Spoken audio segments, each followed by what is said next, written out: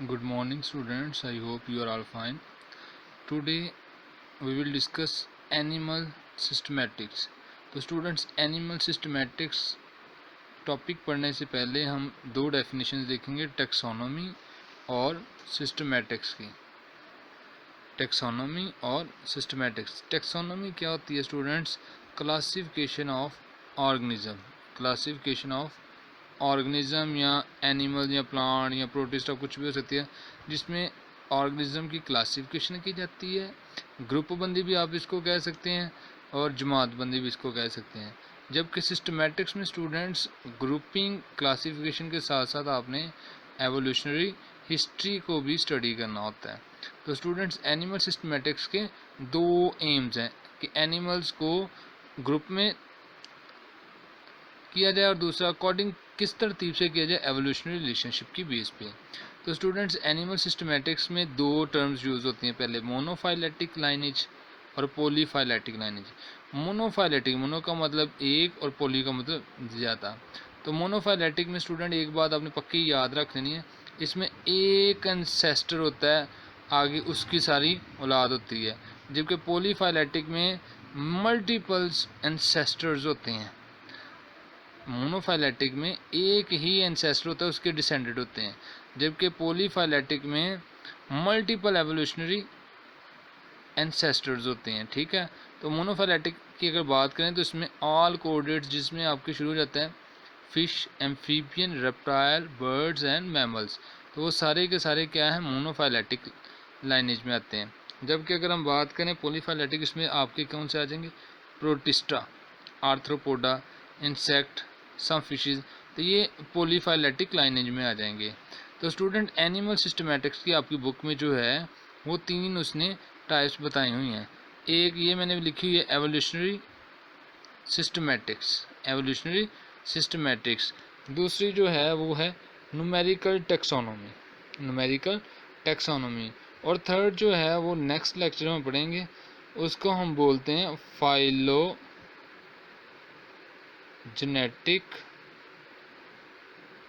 Systematics या cladistics भी इसकी बोलते हैं। तो थ्री टाइप्स की जो हैं ये सिस्टमैटिक्स हैं animal systematics. Evolutionary systematics, evolutionary systematics का अगर हम देखें तो ये ओल्डेस्ट है, बहुत पुराना है, ट्रेडिशनल अप्रोच करता है। और इसमें क्या होती है, फाइलोजेनेटिक्स ट्रीज बनाई जाती हैं।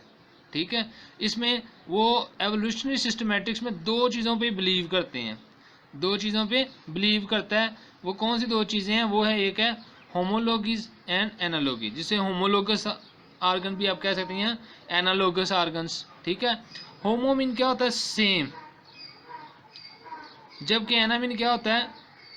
डिफरेंट, या उसके उल्ट आप अपोजिट कह सकते हैं।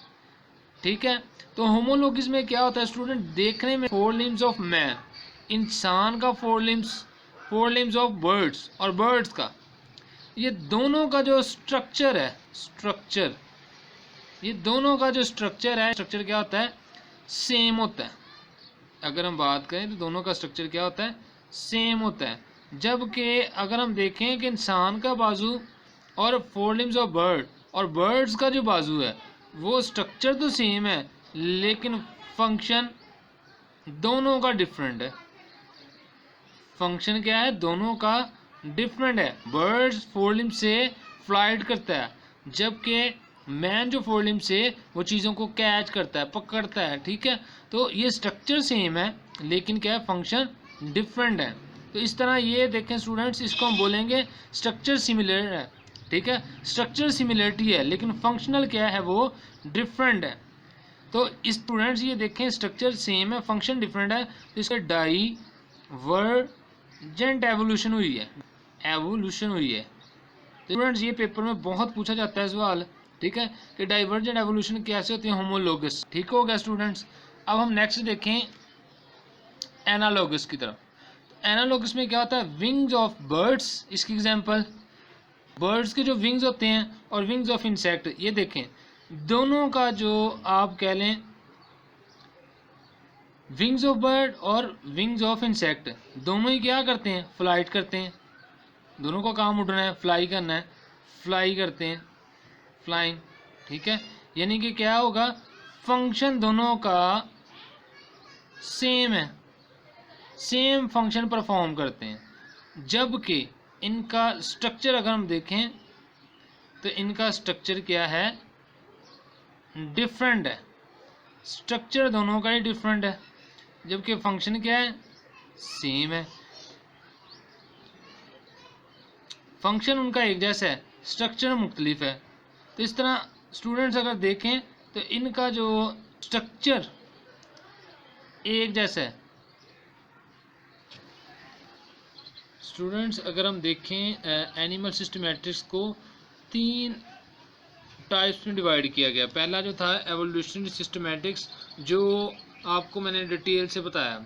सेकंड है numerical taxonomy. Numerical taxonomy students least popular, ये इतना ज़्यादा इम्पोर्टेंट पॉपुलर या मशहूर नहीं हुआ, और ये 1950 से 1960 में इमर्ज हुआ।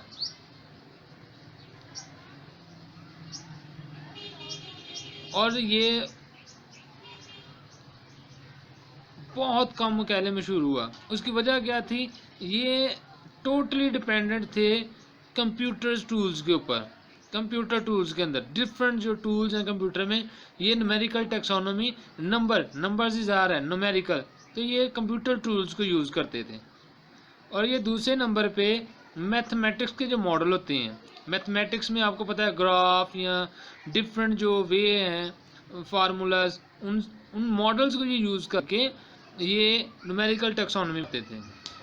ये मानते हैं होमोलॉगी और एनालॉगी को, लेकिन उस पर बिलीव नहीं करते। ये कहते हैं कि होमोलॉगी और एनालॉगी ठीक है, सिमिलरिटी और डिफरेंसेस हैं, लेकिन उनकी बेस पे टैक्सोनॉमी या सिस्टमैटिक्स जानदारों की क्लासिफिकेशन या उनकी हिस्ट्री जो है वो नहीं की जा सकती।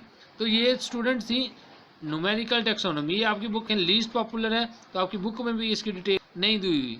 तो एवोल्यूशनरी हिस्ट्री में आप रिपीट करने लगा हूँ। ये देखें स्टूडेंट्स, एनिमल सिस्टमैटिक्स में सबसे पहले टैक्सोनॉमी का बताया था कि इसमें ऑर्गेनिज्म क्लासिफिकेशन की जाती है, प्लांट्स की, जितने भी ऑर्गेनिज्म है वर्ल्ड में उनमें टैक्सोनॉमी में क्लासिफिकेशन करते हैं या ग्रुपिंग करते हैं। जबकि सिस्टमैटिक्स की बात करें तो इसमें ग्रुपिंग कह सकते हैं, क्लासिफिकेशन कह सकते हैं, उर्दू में जमातबंदी, ग्रुपबंदी भी बोलते हैं, और साथ साथ एवोल्यूशनरी हिस्ट्री को भी स्टडी करते हैं सिस्टमैटिक्स में। ठीक हो गया।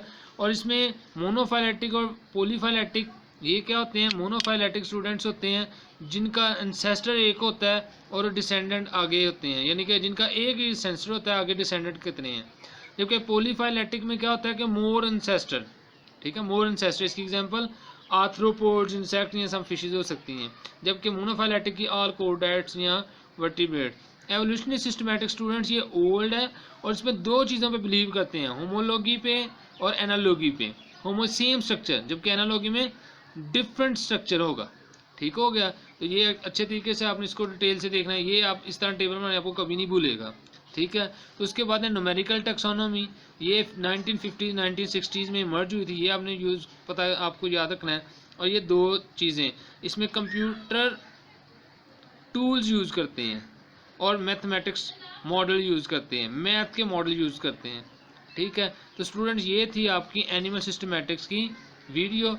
इसका एक पार्ट रह गया जिसमें इसका तीसरी जो है टाइप्स को डिस्कस करेंगे, वो है फाइलोजेनेटिक्स। फाइलोजेनेटिक सिस्टमैटिक्स है, वो आपकी नेक्स्ट वीडियो में होगा। तो स्टूडेंट्स अगर आपको ये वीडियो पसंद आए तो इसको ज़रूर सब्सक्राइब और शेयर कीजिएगा। बहुत शुक्रिया। अल्लाह ताला आपका हामी नासिर हो।